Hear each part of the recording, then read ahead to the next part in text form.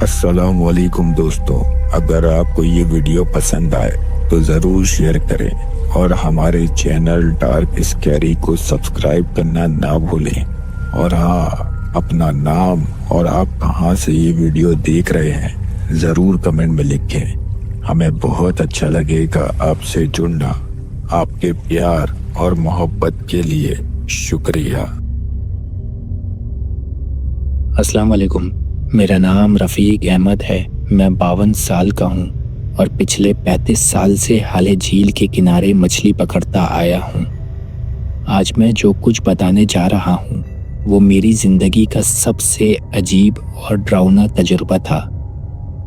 یہ کوئی فرضی کہانی نہیں ہے، بلکہ میرے ساتھ پیش آنے والا ایک سچا واقعہ ہے جو میں نے آج تک کسی کو نہیں بتایا۔ یہ بات 2018 کی ہے۔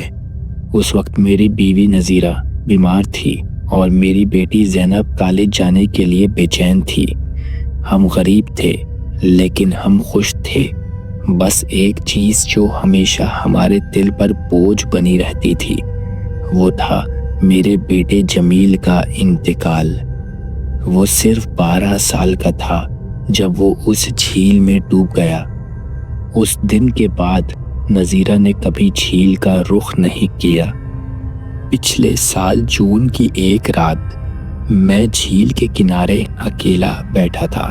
چاندنی رات تھی لیکن موسم میں عجیب سی بے چینی تھی۔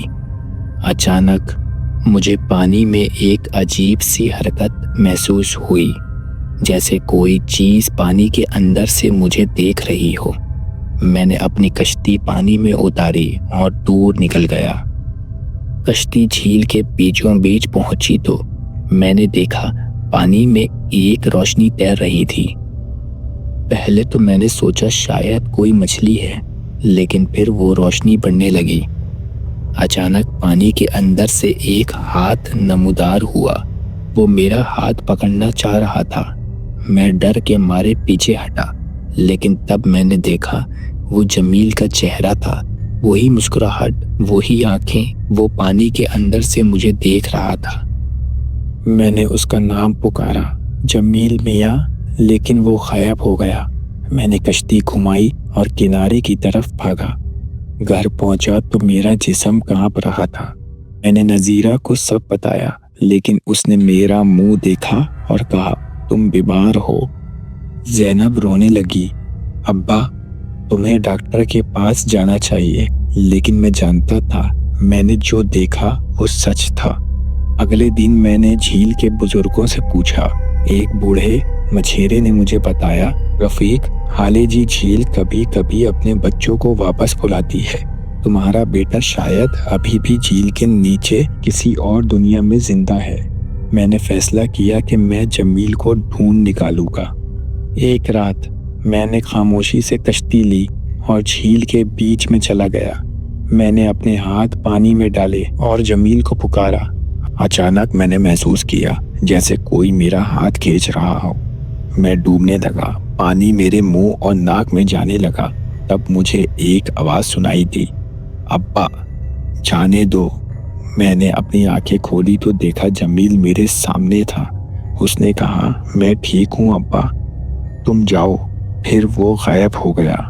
مجھے احساس ہوا کہ جمیل اب اس جھیل کا حصہ بن چکا ہے۔ وہ مجھے بتا رہا تھا کہ وہ خوش ہے۔ میں کنارے پر واپس آیا اور تب سے میں نے اسے دوبارہ نہیں پکارا۔ لیکن کبھی کبھی چاندنی راتوں میں جب جھیل پر دھند چھائی ہوتی ہے، مجھے لگتا ہے کہ میں اسے کنارے پر کھڑے مسکراتے ہوئے دیکھ رہا ہوں۔ یہ میری سچی کہانی ہے۔ میں جانتا ہوں کہ یہ سننے میں عجیب لگتی ہے، لیکن میں قسم کھا کر کہہ سکتا ہوں کہ یہ سب سچ ہے۔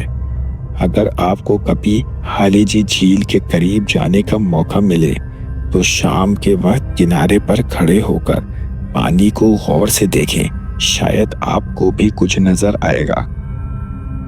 آئیے چلتے ہیں اپنی دوسری اسٹوری کی جانب۔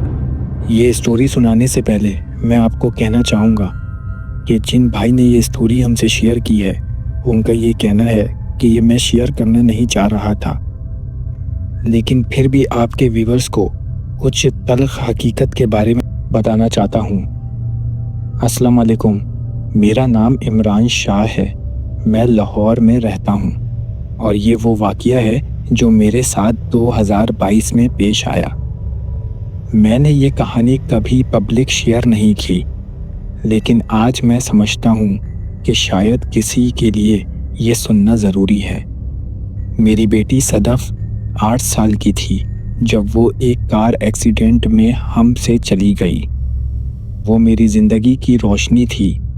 اس کے جانے کے بعد میں نے خود کو کمرے میں بند کر لیا، نمازوں میں گڑ گڑاتا رہتا۔ ایک رات میں اپنے بیڈ پر رختہ سا لیٹا ہوا تھا، باہر بارش ہو رہی تھی اور کمرے کی کھڑکی سے ٹپ ٹپ کی آواز آ رہی تھی۔ یہ وہی کمرہ تھا جہاں میری صدف اپنی گڑیا سجاتی تھی۔ اس کے جانے کے بعد سے میں نے اس کے کپڑے، کھلونے، سب کچھ ویسے ہی رکھا تھا جیسے وہ چھوڑ گئی تھی۔ اس رات بھی میں اس کے بستر پر لیٹا اس کا تکیہ سونگھ رہا تھا، اب بھی اس کی خوشبو باقی تھی۔ اچانک مجھے لگا جیسے کوئی میرا نام پکار رہا ہو۔ میں نے سوچا شاید میری بیوی نے آواز دی ہے، لیکن جب میں نے دیکھا تو وہ گہری نیند میں تھی۔ پھر اچانک میری ٹانگ پر ہلکا سا ہاتھ لگا۔ میں نے تیزی سے سر اٹھایا تو دیکھا میری صدف میرے سامنے کھڑی ہے۔ وہ اسی گلابی فراق میں تھی جو اس نے اپنی آخری سالگرہ پر پہنی تھی۔ اس کے بال ویسے ہی بکھرے ہوئے تھے، لیکن اس کی آنکھوں میں ایک عجیب سی روشنی تھی۔ میں نے اس کا نام پکارا، صدف، میری جان۔ میرا ہاتھ لرز رہا تھا جب میں نے اسے چھونے کی کوشش کی، لیکن میری انگلیاں اس میں سے گزر گئیں۔ وہ مسکرائی اور بولی، ابو ڈرو مت، میں ٹھیک ہوں۔ اس کی آواز میں وہی شیرینی تھی جو ہمیشہ ہوتی تھی۔ میں نے اس سے پوچھا، تم کہاں ہو بیٹا؟ لیکن اس نے صرف ہاتھ ہلا کر اشارہ کیا اور پھر غائب ہو گئی۔ صبح جب میں اٹھا تو میرا جسم پسینے سے تر تھا۔ میں نے سوچا شاید یہ ایک خواب تھا، لیکن پھر میرا فون بجا۔ ایک میسیج آیا تھا، ابو آپ کا فون آف ہے۔ میرا دل دھک سے رہ گیا۔ یہ نمبر صدف کے پرانے سم کارڈ کا تھا جو اس کی موت کے بعد ہم نے کبھی استعمال نہیں کیا تھا۔ میں نے فوراً پولیس کو فون کیا، لیکن انہوں نے بتایا کہ یہ نمبر 2 سال سے غیر فعال ہے۔ میں نے اپنی بیوی کو دکھایا تو وہ رونے لگی، یہ ناممکن ہے۔ ہسپتال میں ڈاکٹر نے میرے ٹیسٹ کیے اور کہا، عمران صاحب آپ کو PTSD ہے، یہ سب آپ کے ذہن کی تخلیق ہے۔ لیکن اس رات جب میں گھر واپس آیا تو میرا فون دوبارہ بجا۔ میں نے ہچکچاتے ہوئے پیغام سنا تو وہ صدف کی آواز تھی، ابو میں ہمیشہ آپ کے ساتھ ہوں۔ میں نے ریکارڈنگ اپنی بیوی کو سنائی تو وہ چیخ اٹھی، یہ اس کی آواز ہے، بالکل ویسی ہی۔ آج بھی جب رات کو میں اس کے کمرے میں جاتا ہوں، کبھی کبھی مجھے لگتا ہے جیسے کوئی میرا ہاتھ پکڑ لیتا ہے۔ کیا یہ صدف ہے؟ کیا روحیں واقعی سب سے بات کر سکتی ہیں، یا یہ صرف ایک غمزدہ باپ کا وہم ہے؟ میں جانتا ہوں کہ یہ سننے میں عجیب لگتا ہے، لیکن میں قسم کھا کر کہہ سکتا ہوں کہ یہ سب سچ ہے۔ اگر آپ کے ساتھ بھی کبھی ایسا ہوا ہے تو مجھے ضرور بتائیں۔ میں اکیلا نہیں ہوں نا، یا اور کوئی بھی مجھ جیسا ہے؟ تو دوستوں، آج کی یہ سٹوریز تھی۔ امید کرتا ہوں آج کی یہ 2 سٹوریز آپ کو پسند آئی ہوں گی۔ اگر آپ لوگ بھی چاہتے ہیں اس قسم کی سٹوریز ہمارے اس چینل سے پبلش کروانا، وہ سٹوریز جو آپ کے ساتھ آپ بیتی ہو، کوئی عجیب سا واقعہ پیش آیا ہو، سچا واقعہ، تو نیچے ڈسکرپشن میں دیے گئے نمبر پر ہم سے رابطہ کر سکتے ہیں اور اپنا اسکرپٹ ہمیں سینڈ کر سکتے ہیں۔